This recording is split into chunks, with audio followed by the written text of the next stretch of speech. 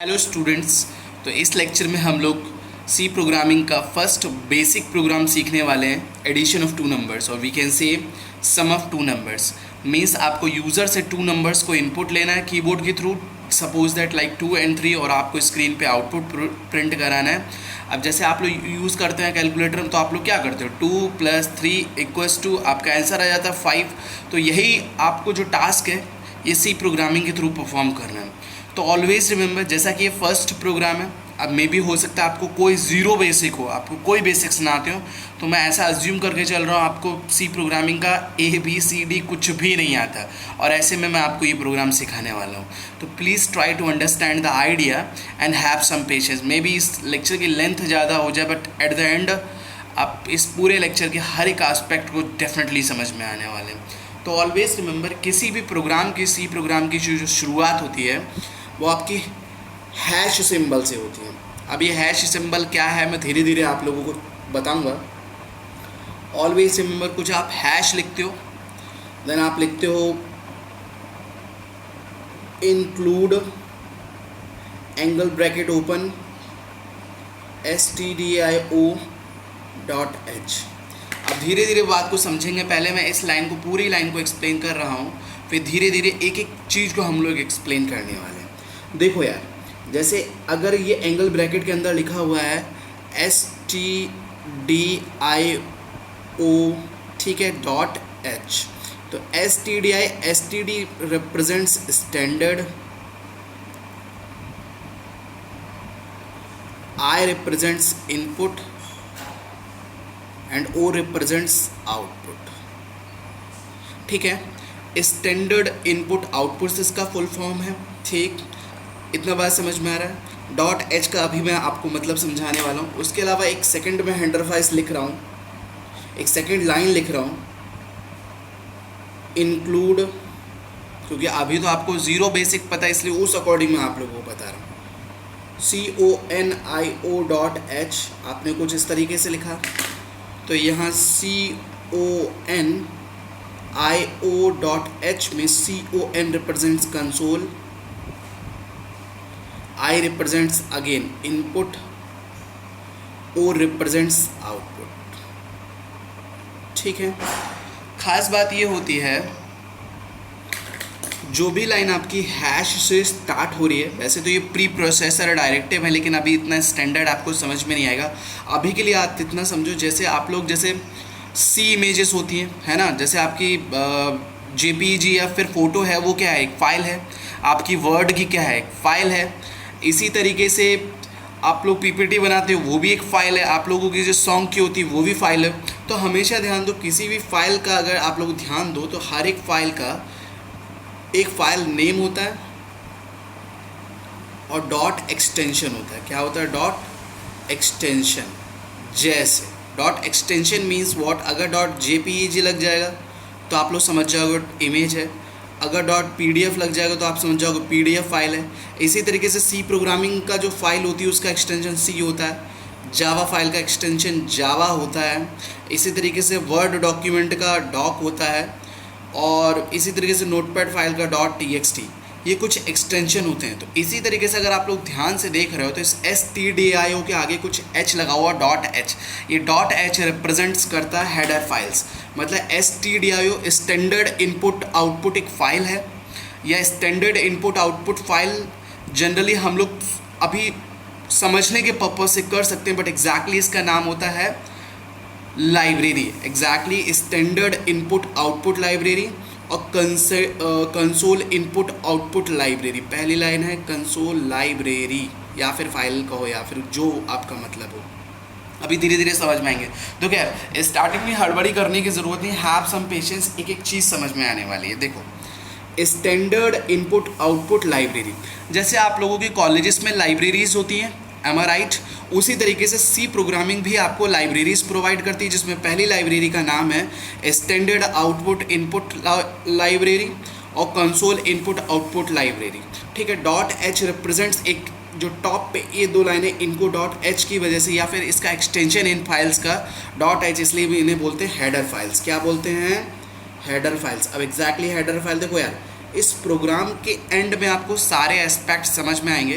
तो आप लोग हर एक प्रोग्राम में, वैसे तो सी के प्रोग्राम में आप हमारे यूज़ के अकॉर्डिंग हेडर फाइल्स लिखते हैं, लेकिन अभी जितना यूज़ हो रहा है उतना मैं हेडर फाइल्स यूज़ कर रहा हूँ। तो अभी धीरे धीरे चीज़ों को समझो। अभी मैंने काफ़ी चीज़ें, अभी मैंने अगर आप लोगों को ध्यान दिया हो तो सिर्फ और सिर्फ इतनी चीज़ बताइए कि standard input output library, console input output library, इन फाइल्स का, इन लाइब्रेरीज का एक्सटेंशन है .h, इसलिए इनको बोलते हैं हेडर फाइल्स।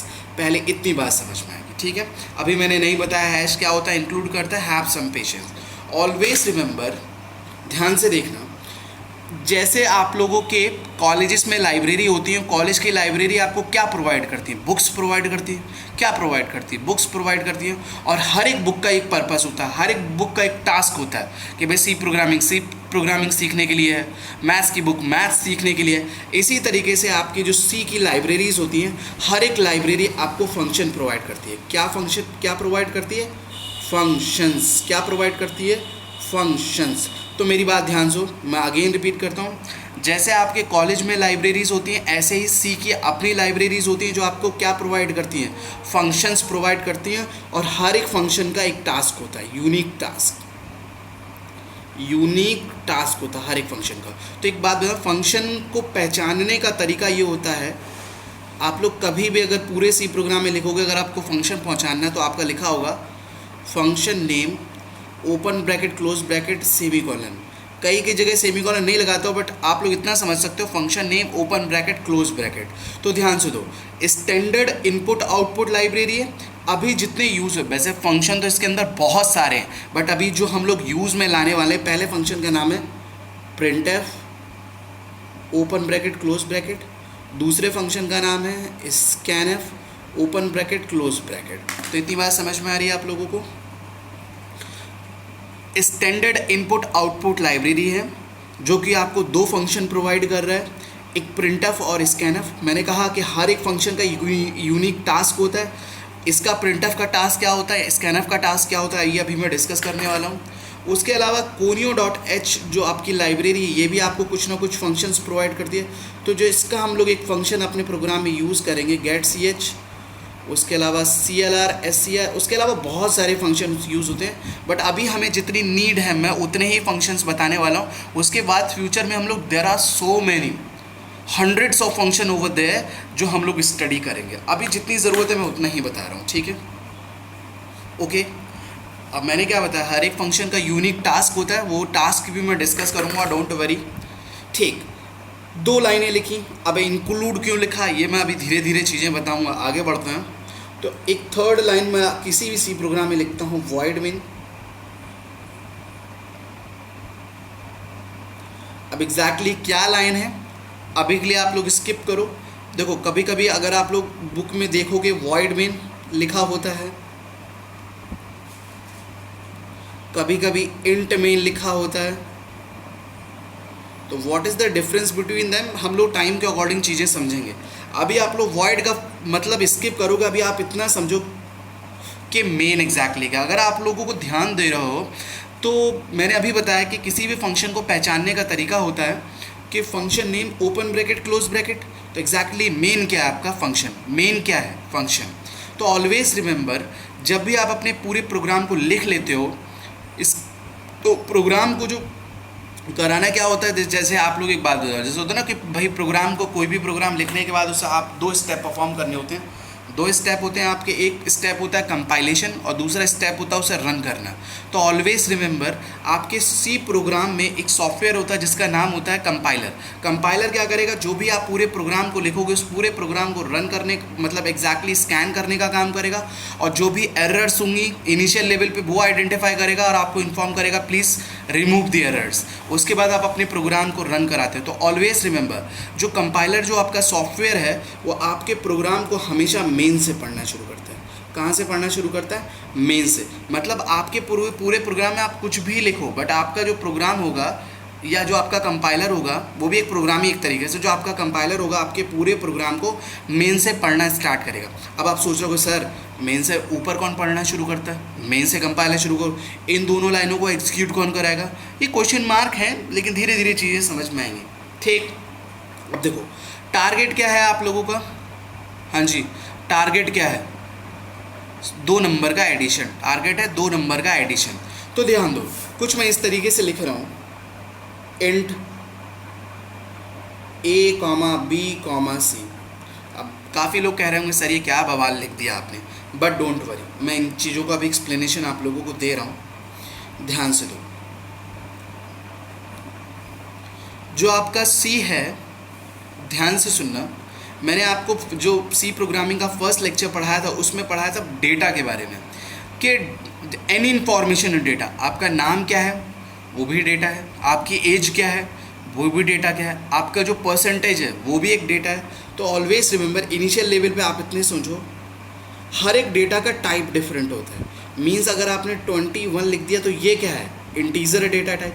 तो सी में इंटीजर डेटा टाइप को इंट से रिप्रेजेंट करते हैं। अगर मैंने कहा आपकी परसेंटेज बता, आपने कहा 55.4, ये क्या है? फ्लोट नंबर, तो फ्लोटिंग पॉइंट नंबर को लिए फ्लोट से रिप्रेजेंट करते हैं। अगर मैं कहूँ आपको ग्रेड कौन सा मिला? ए, तो ए क्या है? कैरेक्टर। तो जो तीसरा टाइप बेसिक डेटा टाइप है वो है आपका इंट फ्लोट कैर। मीन्स इंटीजर के लिए इंट रिप्रेजेंट करते हैं, फ्लोटिंग पॉइंट नंबर के लिए, फ्रैक्शनल नंबर्स के लिए फ्लोट यूज़ करते हैं, कैरेक्टर टाइप के लिए कैर यूज़ करते हैं।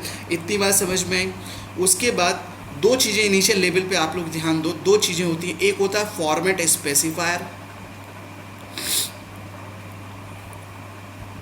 और सेकंड होता है आपका साइज। तो जो इंट का साइज होता है वो आपका 2 बाइट होता है। कुछ कंपाइलर जो है इसको 4 बाइट कंसीडर करके चलते हैं, जो नए आए हैं। फ्लोट आपका 4 बाइट है, it's depends on compiler to compiler. और कैर है आपका 1 बाइट, ठीक है। फॉर्मेट स्पेसिफायर परसेंटाइल डी होता है इंट का, फ्लोट का परसेंटाइल एफ होता है और कैर का परसेंटाइल सी होता है। इतनी चीज़ें याद आप रखो, ठीक है। याद रखने के अलावा ये फॉर्मेट स्पेसिफायर्स क्या होते हैं, साइज क्या होता है, ये धीरे धीरे जैसे जैसे चीज़ों को हम लोग यूज़ करते जाएंगे, सीखते जाएंगे। चूँकि अभी मैंने कुछ भी बेसिक आप लोगों को नहीं बताया, तो सारे बेसिक्स मैं इसी में इंक्लूड करने वाला हूँ। तो ऑलवेज रिमेंबर, ध्यान दो भाई, हम लोग यहाँ पर थे इस प्रोग्राम पे, तो हमने लिखा इंट। देखो यार एक बात लो, हमारा टारगेट क्या है? हमारा टारगेट है कि हमें यूज़र से 2 वैल्यूज़ लेनी है। यूज़र से मतलब 2 वैल्यूज़ लेनी है भाई। मतलब मैं आपसे कहूँगा भाई 2 नंबर्स का इनपुट, 2 नंबर्स का एडिशन कराना है, तो आप क्या करोगे? कीबोर्ड निकालोगे, कीबोर्ड से 2 नंबर टाइप करोगे, 2 और 3। तो अगर आप लोगों को मैंने पहले लेक्चर में बेसिक ऑपरेशंस ऑफ कंप्यूटर पढ़ाए थे, वहाँ मैंने बताया था किसी भी कंप्यूटर में कोई टास्क परफॉर्म करने के लिए कुछ बेसिक ऑपरेशन होते हैं। तो पहला ऑपरेशन क्या था? इनपुटिंग। इनपुटिंग का मतलब इनपुट द डाटा। अब इनपुट द डाटा आपने कीबोर्ड से टाइप किया 2, आपने कीबोर्ड से टाइप किया 3, तो ये दोनों स्टोर कहाँ होंगे? तो ऑलवेज रिमेंबर, कंप्यूटर में इस लाइन को बोलते हैं एग्जैक्टली डिक्लेरेशन। क्या बोलते हैं? Declaration of variables. अभी के लिए आप इतना समझो कि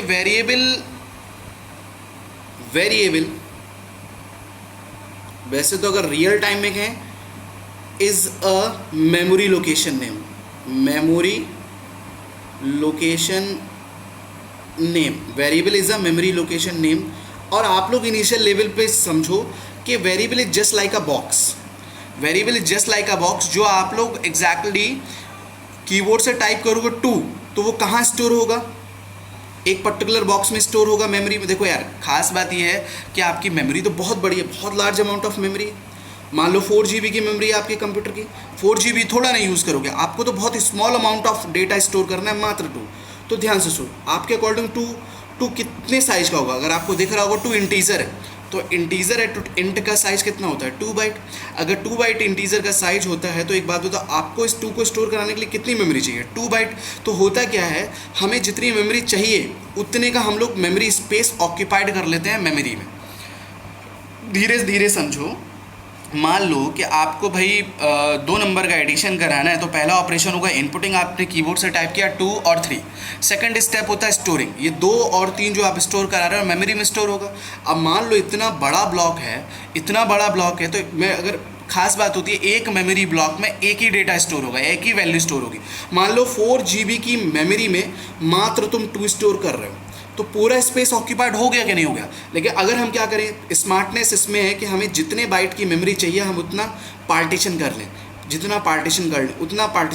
2 बाइट 4 GB के कंपैरिजन में बहुत निग्लिजिबल स्पेस है तो हम लोग पूरा स्पेस ऑक्यूपाइड नहीं कर सकते, हमें जितना चाहिए उतना ही स्पेस ऑक्यूपाई करेंगे। इतनी बात समझ में आ रही है? तो देखो 3 के लिए भी कुछ स्पेस चाहिए, तो एक बात बताओ, 2 इंटीजर है तो 2 के लिए 2 बाइट चाहिए, 3 इंटीजर है 3 के लिए 2 बाइट चाहिए। अच्छा एक बात बताओ, इन दोनों को जो रिजल्ट आएगा वो भी तो कहीं ना कहीं स्टोर होगा। 2 और 3 का रिजल्ट क्या होगा? 5 5 क्या है इंटीजर, उनके लिए भी 2 बाइट का स्पेस चाहिए। तो तरीका ये होता है जब हम किसी प्रोग्राम में कुछ ऐसा लिखें, अगर हमने लिखा इंट a, b, c, तो this is called declaration of variable. तो ऑलवेज रिमेंबर इंट क्या है? Data type. तो डेटा टाइप अगर किसी भी, ये जो ए बी सी है ये वेरिएबल नेम है, वेरिएबल नेम लेने का तरीका होता है वो भी आगे सीखेंगे, अभी के लिए इतना समझो। कोई भी लेटर आप वेरिएबल ले सकते हो, कोई भी वर्ड ले सकते हो बिना स्पेस के, वो आपका वेरिएबल है। Variable is just a memory location representation, मतलब एक मेमोरी लोकेशन का नाम है वेरिएबल और कुछ नहीं है। मतलब जैसे मान लो अगर 2 स्टोर होगा तो उस मेमोरी लोकेशन का नाम क्या होगा, 3 स्टोर होगा उस मेमोरी लोकेशन का नाम क्या होगा। देखो ये वेरिएबल a, b, c, इनका टाइप क्या है? इंट। इनका टाइप क्या क्या हो सकता था? फ्लोट हो सकता था, कैर हो सकता था। तो खास बात ये, कंपाइलर जब इस लाइन को पढ़ेगा तो वो ये देखेगा ए बी सी किस टाइप के हैं? इंटीजर टाइप के। स्पेस लगा के यहाँ इंटीजर लिखोगे तो वो लिखेगा इंटीजर टाइप के हैं। तो कंपाइलर 2 चीज़ें समझेगा। क्या चीज़ समझेगा? पहला चीज़ कि ए और बी और सी मेमोरी लोकेशन है एक तरीके से, इन लोकेशन पे किस टाइप का डेटा स्टोर होगा। अगर आप दूसरी रफली लैंग्वेज में समझो कि ए बी सी मैंने बताया is just like a box, ए एक बॉक्स है, बी एक बॉक्स है, सी एक बॉक्स है, तो ये तीनों बॉक्स किस टाइप की वैल्यू रिसीव करेंगे? आप कहोगे इंटीजर टाइप की वैल्यू रिसीव करेंगे, आप कहेंगे इंटीजर टाइप की वैल्यू रिसीव करेंगे।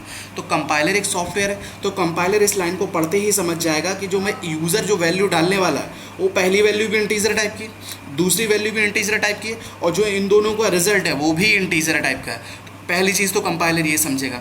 दूसरा काम कंपाइलर क्या करेगा कि जैसे ही इस लाइन को पढ़ेगा वो क्या करेगा? मेमोरी एलोकेट करेगा ए बी सी के लिए। तो एक बात बताओ, ए कैसा है? इंटीजर। इंटीजर मतलब 2 बाइट, तो वो एक मेमोरी बनाएगा कंप्यूटर में, बहुत बड़ी मेमोरी से छोटी सी मेमोरी 2 बाइट की बनाएगा। ए बी के लिए मेमोरी बनाएगा और सी के लिए भी मेमोरी बनाएगा। इन सारी मेमोरी का साइज़ इतना होगा 2 बाइट। ऑब्वियस ही बात है, इतनी बात समझ में आ गई? क्यों? क्योंकि जो मैं 2 स्टोर कर रहा हूँ वो कहीं ना कहीं यहाँ स्टोर होगा, जो मैं 3 स्टोर कर रहा हूँ वो मैं यहाँ स्टोर करूँगा, जो इन दोनों का रिजल्ट होगा वो यहाँ स्टोर होगा।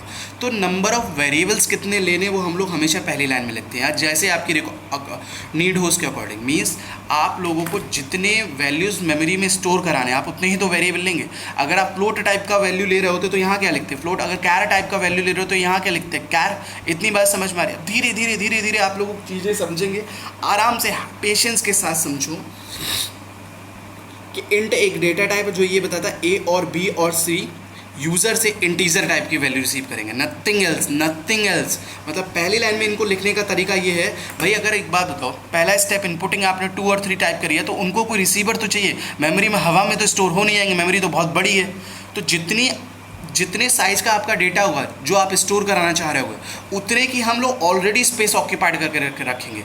ये बात समझ में आ रही है? आगे बढ़ते हैं। इसके बाद क्या हुआ एग्जैक्टली मैं कुछ लाइन लिख रहा हूँ, धीरे धीरे चीज़ समझ में आएंगे। तो इतना पॉइंट क्लियर हो गया। अगर मैं 2 वैल्यूज़ यूज़र से सेव कर रहा हूँ तो उसके लिए 2 वेरिएबल्स चाहिए होंगे। अगर मैं 4 वैल्यूज़, मान लो अगर मैं कह देता कि भाई मेरे को 5 नंबर्स का एडिशन चाहिए, तो आप लोग कितने वेरिएबल लेते हैं? 5 + 1। 1 क्यों? उनका आउटपुट स्टोर कराने के लिए, वो भी तो मेमोरी में स्टोर होगा। अगर आप लोगों ने बेसिक ऑपरेशन पढ़े पहले के, तो मैंने आप लोगों को एक चीज़ पढ़ाई कि पहला operation inputting, input the data. Second operation storing, मतलब स्टोरिंग का मतलब जो भी आप स्टोर कर रहे हो वो कहीं मेमोरी में स्टोर होगा। तो जितनी हमें मेमोरी चाहिए उतनी मेमोरी का हम स्पेस ऑलरेडी ऑक्यूपाई करके चलेंगे। इतनी बात समझ में आ गई? आगे बढ़ते हैं। अब एक बात बताओ, ध्यान से, कुछ अगली लाइन मैंने ऐसी लिखी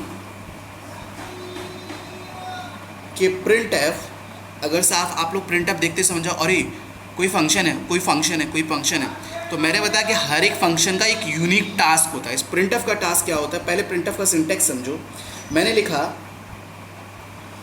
enter any 2 numbers, enter any 2 numbers. तो खास बात, अगर आप लोग ध्यान से देखो तो देखो कंपाइलर यहाँ से पढ़ना शुरू करा, कंपाइलर ने इस लाइन को पढ़ते ही समझ लिया कि भाई ए बी सी 3 वेरिएबल हैं, उनका टाइप इंटीजर है, मतलब ए और बी और सी तीनों ही किस टाइप की वैल्यू स्टोर करेंगे, इंटीजर टाइप की। और दूसरा कंपाइलर ने क्या काम किया, इंट देखते ही इंट का साइज 2 बाइट है, 2 बाइट की सबको मेमोरी एलोकेट कर दी। दूसरा लाइन कंपाइलर जैसे ही प्रिंटफ को पढ़ेगा वो समझ जाए अच्छा ये तो फंक्शन है। तो मैंने बताया हर एक फंक्शन का एक यूनिक टास्क होता है। तो प्रिंटफ का जो टास्क होता है वो लोग आप लोग सुनो। प्रिंटफ का टास्क होता है, ध्यान से, to print anything on to the screen, to print anything, formal definition बाद में, अभी लिए बेसिक समझो। To print anything on to the screen, on to the screen, to print anything on to the screen, मतलब screen पे अगर आप कुछ भी प्रिंट कराना चाहते हो तो आप लोग क्या लिखोगे, प्रिंटफ। और ख़ास बात ये होती है प्रिंटफ के अंदर आप लोग डबल इन्वर्टेड कोट्स में अगर आप लोग कोई भी स्टेटमेंट लिखते हो इंग्लिश स्टेटमेंट, वो एज इट इज़ क्या होगा, स्क्रीन पे प्रिंट हो जाएगा। मतलब जब आप इस प्रोग्राम को रन कराओगे तो आप रन होते ही पहली लाइन को पढ़ते कंपाइलर इंटरनली मेमोरी बना देगा जो कि आपको नहीं दिखेगी। बट प्रिंटफ स्क्रीन पे प्रिंट करेगा इंटर 2 नंबर, तो आप लोग क्या करोगे, आप लोग बुद्धिमान हो कि नहीं हो, ऑब्वियस सी बात हो। तो आप लोग क्या करोगे, जैसे कमांड आपको मिलेगी एंटर एनी 2 नंबर, आप लोग क्या निकालोगे, कीबोर्ड निकालोगे। कीबोर्ड निकालने के बाद 2 नंबर इनपुट करोगे। तो ध्यान से सुनो, नेक्स्ट फंक्शन है, मैंने एक और चीज़ स्टार्टिंग में बता दी, प्रिंटफ किस लाइब्रेरी का फंक्शन है, स्टैंडर्ड इनपुट आउटपुट लाइब्रेरी का फंक्शन है। प्रिंटफ किस लाइब्रेरी का फंक्शन है, स्टैंडर्ड इनपुट आउटपुट लाइब्रेरी का फंक्शन है। तो सी ये कहती है, जैसे होता है ना कि भाई आप अगर अपने फादर के चाइल्ड हो तो आपका नाम अपने फादर से हमेशा जुड़ा हुआ था, तो मतलब आप हमेशा लिखते हो कि my name is Rohan son of Mohan, है ना। तो इसी तरीके से अगर एक तरीके से देखा जाए तो प्रिंटफ अगर स्टैंडर्ड इनपुट आउटपुट लाइब्रेरी का फंक्शन है तो प्रिंट सी ये कहती है, क्या कहती है कि आप मेरे फंक्शन को यूज़ करो, मुझे कोई प्रॉब्लम नहीं है, बट मेरा रेफरेंस मेंशन करो टॉप पे। मतलब कि एक तरीके से मैं इनको जब ही यूज़ कर सकता हूँ जब मैं अपने प्रोग्राम में इस लाइब्रेरी का रेफरेंस मेंशन करूँगा। तो रेफरेंस मेंशन करने का तरीका होता है हैश इंक्लूड, मतलब मैं अपने प्रोग्राम में आपकी लाइब्रेरी को इंक्लूड कर रहा हूँ फॉर व्हाट पर्पस, आपके फंक्शंस को यूज़ करने के लिए। तो मैं टॉप पे लिख लिया हैश इंक्लूड stdio.h, इसका मतलब ये होता है मैं इस लाइब्रेरी के सारे फंक्शंस को इंक्लूड करने के लिए या फिर यूज़ करने के लिए ऑथराइज्ड हूँ। अगर मैं ऐसा नहीं करता हूँ तो प्रोग्राम, वो जो आपका सी प्रोग्राम कंपाइलर होगा वो एरर फेंकेगा कि भाई आपने बिना उनकी लाइब्रेरी के परमिशन के या बिना रेफरेंस दिए आपने इसको यूज़ कर लिया। This is the only logic. और हैश इसका लिखने का तरीका है सिंटैक्स हैश इंक्लूड, इस लाइब्रेरी को इंक्लूड करना। क्यों इंक्लूड कर रहा हूँ, क्योंकि मैं इसके फंक्शंस को अपने प्रोग्राम में यूज़ करने वाला हूँ। ऑलवेज रिमेंबर, जहाँ से करली ब्रैकेट ओपन होता है यहाँ से आपके प्रोग्राम की बॉडी शुरू होती है। हेडर फाइल, ये हेड है, सर है आपके प्रोग्राम का, ये गर्दन एक तरीके से, और ये करली ब्रैकेट मतलब यहाँ से बॉडी शुरू होने वाली है, ठीक है। तो आगे बढ़ते हैं। तो मैं नेक्स्ट लाइन कुछ ऐसे लिख रहा हूँ, स्कैनफ आप पढ़ते समझ जाओगे, सर ये तो दूसरा भी फंक्शन है, ये भी किस लाइब्रेरी को बिलोंग करता है, stdio को, इसलिए मैं इसको बिलोंग कर रहा हूँ। मैंने बताया कि हर एक फंक्शन का यूनिक टास्क होता है। अब मैं कुछ ऐसा लिख रहा हूँ, %d %m%, अब काफ़ी लोगों ने मन में कहा होगा सर क्या बवाल बता रहे हो, ये तो कुछ नहीं समझ में आ रहा है। ठीक है, अब ध्यान से सुनो। मैंने कहा कि हर एक फंक्शन का यूनिक टास्क होता है, तो पहले तो ये समझो कि स्कैनफ का टास्क क्या होता है। तो स्कैनफ का टास्क होता है, ध्यान से सुनना, take the input from the user, take the input from the user and stored in memory, stores in memory या stores in memory, stores in memory. Take the input from the user and stores in to memory. मतलब समझे, जैसे आपने लिखा enter any 2 number, आप keyboard निकालोगे, आप type करोगे 2, तो उस 2 को कौन रिसीव करेगा, स्कैनर। आपने टाइप किया 3 को कौन रिसीव करेगा, स्कैनर। रिसीव करने के बाद ये स्टेटमेंट रिसीव करेगा और कहाँ स्टोर कराएगा, मेमोरी में स्टोर कराएगा। कहाँ स्टोर कराएगा, मेमोरी में। कैसे, ध्यान से सुनो, देखो स्कैनर पढ़ते ही कंपाइलर समझ जाएगा मुझे कुछ यूज़र से इनपुट लेना है, मुझे कुछ यूज़र से इनपुट लेना है। तो ये सिंटैक्सेस होते हैं। जैसे मैंने आप लोग को यहाँ पर बताया कि जो इंट होता है उसका फॉर्मेट स्पेसिफायर होता है %d, फ्लोट का फॉर्मेट स्पेसिफायर %f, कैर का % स्पेसिफायर %c। इसका क्या मतलब होता है, धीरे धीरे समझो। हमेशा ध्यान दो कंपाइलर वर्क कैसे करता है। ये सिंटैक्स है जो आप लोगों को ये तो मेमोराइज करना पड़ेगा कि यहाँ पर कोड्स लगते हैं, फिर ये सिंटैक्स है, धीरे धीरे प्रैक्टिस से आएगा। जैसे कंपाइलर परसेंटाइल पढ़ता है तो ब्रेक लेता है और नेक्स्ट लेटर को देखता है क्या ये क्या है एग्जैक्टली। तो देखेगा %d है, तो परसेंटाइल डी होता है, एफ हो सकता है, सी हो सकता है। डी पढ़ते ही कंपाइलर समझ जाएगा अच्छा मुझे कुछ इंटीजर टाइप का इनपुट लेना है, क्योंकि ये फॉर्मेट स्पेसिफाई, किस टाइप का फॉर्मेट है, इंटीजर टाइप का फॉर्मेट स्पेसिफाई, फॉर्मेट को स्पेसिफाई करना कि वो इंटीजर टाइप का उसका फॉर्मेट क्या होगा। तो परसेंटाइल डी पढ़ते ही कंपाइलर ये समझ जाएगा मुझे कुछ इंटीजर टाइप का इनपुट लेना, आगे बढ़ेगा। ओ एक और परसेंटाइल डी, फिर देखेगा अगला लेटर क्या, अच्छा मुझे कोई 2 नंबर इंटीजर टाइप के रिसीव करने। इतना बात समझ में आ गया, ठीक। इतने पोर्शन से ये पता चल गया वो किस टाइप की वैल्यू को रिसीव करने वाला है। तो ध्यान से सुनो, ये जो सिंबल होता है इसे बोलते हैं रियलिटी में एड्रेस ऑफ। एड्रेस ऑफ कोई आप लोग एम्परसेंड भी पढ़ सकते हैं, लेकिन मैं इसे टेक्निकल टर्म्स में एड्रेस ऑफ बोलता हूँ।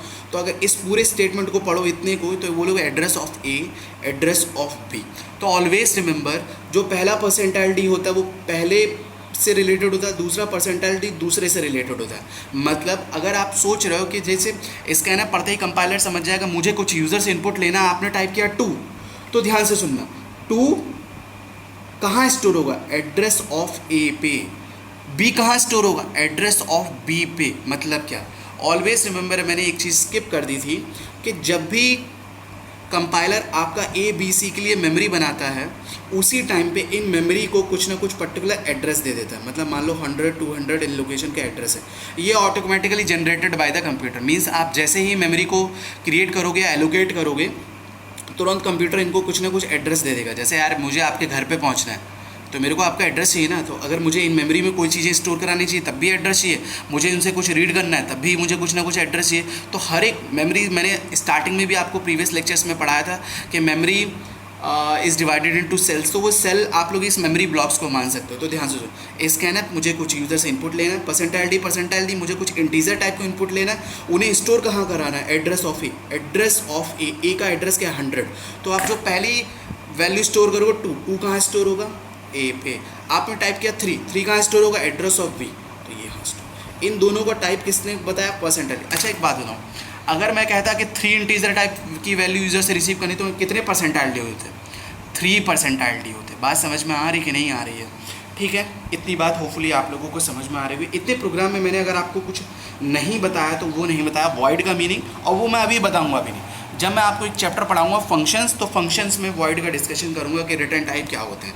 अभी मैं बता दूंगा कि वॉइड एक रिटर्न टाइप होता है, तो उसकी एक नई कहानी है, तो आप इसको स्किप करो, ठीक है।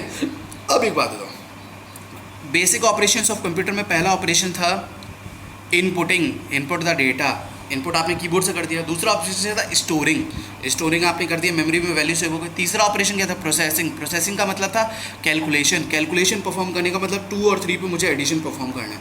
तो एक बात बताओ, इसका एग्जैक्टली मुझे रिजल्ट कहाँ स्टोर करना है, सी में। किन का एडिशन करना है, ए प्लस बी। हे, ये जो ऑपरेटर आपको दिख रहा है, कंप्यूटर में बहुत सारे ऑपरेटर होते हैं, ये जो पहला ऑपरेटर इसको बोलते हैं असाइनमेंट ऑपरेटर। क्या बोलते हैं, assignment operator. Assignment operator, assignment operator works from left to right. मतलब कोई भी अगर कुछ भी असाइनमेंट ऑपरेटर कहाँ लगा हुआ है, तो जो लेफ्ट में एक्सप्रेशन होगा वो पहले इवेल्युएट होगा, उसका जो रिजल्ट होगा वो लेफ्ट में, सॉरी मैंने कुछ गड़बड़ कर दिया था क्या, sorry, right to left, work from right to left, sorry. मतलब कोई भी राइट में जो एक्सप्रेशन होगा उसको वो पहले इवेल्युएट करेगा और लेफ्ट में असाइन करेगा। ए की वैल्यू क्या है जो आपने स्टोर करा है, 2, बी की वैल्यू क्या है, 3 और 2 का सम क्या है, 5 कहाँ स्टोर होगा, सी में। इतनी बात समझ में आ गई। प्रोसेसिंग हो गई। अब क्या है, आउटपुटिंग। आउटपुटिंग का मतलब आउटपुट हमेशा आप लोग आउटपुट यूनिट की हेल्प से आप लोग प्रोड्यूस करते हो। तो एक बात, आउटपुट यूनिट मतलब मॉनिटर पे आप लोगों को रिजल्ट प्रिंट करना है, क्या, 5 प्रिंट करना है। इतनी बात समझ में आ गई। तो एक बात, स्क्रीन पर प्रिंट करने के लिए कौन सा फंक्शन है, प्रिंट एफ। कौन सा फंक्शन है, प्रिंट एफ। तो मैं काफ़ी तरीके से प्रिंटिंग करा के दिखा रहा हूँ, आप लोग इतना समझो। अगर मैं कुछ ऐसा लिखता हूँ कि परसेंटाइल डी और किसकी वैल्यू प्रिंट करानी, सी रिजल्ट है, तो देखो इसका मतलब ये है कि प्रिंट एफ कहेगा कि printf to print anything on to the screen. Percentile D जब भी ऑलरेडी में, जब आपको प्रिंट एफ में कोई स्टेटमेंट प्रिंट करना होता है तो आप लोग इंग्लिश का कुछ भी एज इट इज़ प्रिंट कर दो। बट अगर आपको वैल्यू प्रिंट करनी है तो उस वैल्यू का आपको टाइप बताना पड़ेगा। परसेंटाइल डी बताता है क्या, इंटीजर टाइप का, परसेंटाइल आप बताता है फ्लोट टाइप का, परसेंटाइल सी बताता है कैर टाइप का। तो एक बात हो परसेंटाइल डी, तो एक बात हो प्रिंटर पढ़ते ही मुझे कुछ प्रिंट करना है, मुझे कुछ प्रिंट करना है, मुझे किस टाइप का प्रिंट करना है, मुझे कुछ इंटीजर टाइप का प्रिंट करना है, क्या प्रिंट करना है। तो ऑलवेज रिमेंबर इस सीक्वेंस से ये रिलेटेड होते हैं। तो हमेशा ध्यान देना जब आप मेमोरी में कुछ स्टोर कराओगे तब आपके एड्रेस ऑफ सिंबल यूज़ होंगे, जब आप प्रिंट कराओगे तो एड्रेस ऑफ सिंबल यूज़ नहीं होंगे। ऑलवेज रिमेंबर प्रिंटफ में एड्रेस ऑफ सिंबल यूज़ नहीं होता। तो सी की वैल्यू क्या प्रिंट होगी यहाँ पर, तो ऑलवेज रिमेंबर एक तरीके से ये जो परसेंटाइल डी है ना इसकी वैल्यू सी से रिप्लेस हो जाती है। तो यहाँ पर सी की वैल्यू क्या है, तो 5 आपका आउटपुट आ जाएगा, गेट सी एच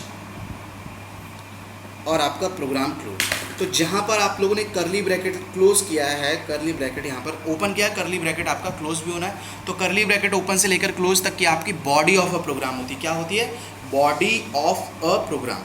अब एक और एस्पेक्ट रह गया गेट सी एच। अब गेट सी एच एक फंक्शन है, जैसे कि गेट सी एच नाम लिख रहा है, ओपन ब्रैकेट क्लोज ब्रैकेट, इसका भी फंक्शन, इसका भी यूनिक टास्क होता है। एक इस लाइब्रेरी का फंक्शन है, कोनियो डॉट एच लाइब्रेरी का फंक्शन है कंसोल। तो अगर आप लोग ध्यान दो, जब भी आप लोग इस प्रोग्राम को टर्बो सी पे या कहीं भी रन कराओगे तो रन कराते समय एक ब्लैक कलर की स्क्रीन होगी जिसे कमांड लाइन भी बोलते हैं, वो आपका एक तरीके से कंसोल यूज़ होता है। उबंटू में डिफरेंट टर्मिनल होते हैं, बहुत सारी चीज़ें। गेट सी एच एक तरीके से जो आपकी आउटपुट स्क्रीन होती है ना, अभी के लिए आपको बता रहा हूँ कि आप लोगों को समझ में नहीं आने वाला क्योंकि आप लोगों ने प्रैक्टिकल करके नहीं देखा। देखो ये आपकी इस तरीके से इस पे जब आप लोग इस पूरे प्रोग्राम को रन वगैरह कराओगे तो एक स्क्रीन ओपन रहेगी। तो जो आपका आउटपुट आएगा वो इस स्क्रीन पे आएगा। तो इस आउटपुट को हॉल्ट करने के लिए जो स्क्रीन चाहिए होती है, थोड़ा सा उल्टी तरीके से बता रहा हूँ, मतलब जैसे आपका ये आउटपुट आएगा तो इस आउटपुट स्क्रीन है, आउटपुट स्क्रीन को आपके कंप्यूटर पर हॉल्ट करने का टाइम, मतलब जितनी देर तक आप आउटपुट को देखना चाहते हो उस आउटपुट स्क्रीन को हॉल्ट करने का काम, स्क्रीन पर रोकने का काम इसका होता है। मतलब ये कि अगर गेट सी एच नहीं लगाओगे तो जैसे आपका आउटपुट है 5, जैसे आप 5 आउटपुट दिखते ही जैसे दिखेगा तुरंत बंद हो जाएगा, ये ओपन ही नहीं है उसकी व्यू।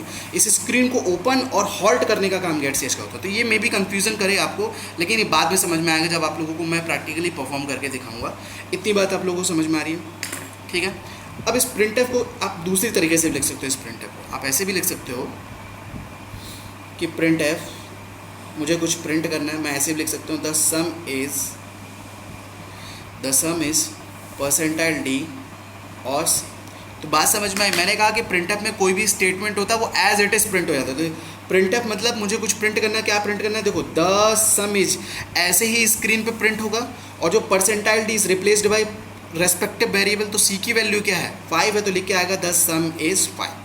तो हमेशा ध्यान दो, अगर आपको कोई वैल्यू प्रिंट करानी है तो उसका टाइप बताना पड़ेगा। अगर आपको कोई वैल्यू प्रिंट नहीं सिंपल इंग्लिश स्टेटमेंट कराना है तो कोई टाइप बताने की जरूरत नहीं है। So this is your basic programme. अभी मैं हम लोग आगे आने वाले लेक्चर्स में इस पर और फोकस करेंगे। सो हैव सम पेशेंस, हो सकता है कुछ चीज़ें ना समझ में आए बट धीरे धीरे चीज़ें समझ में आएंगी। Thank you for today, this is the basic lecture. Okay fine.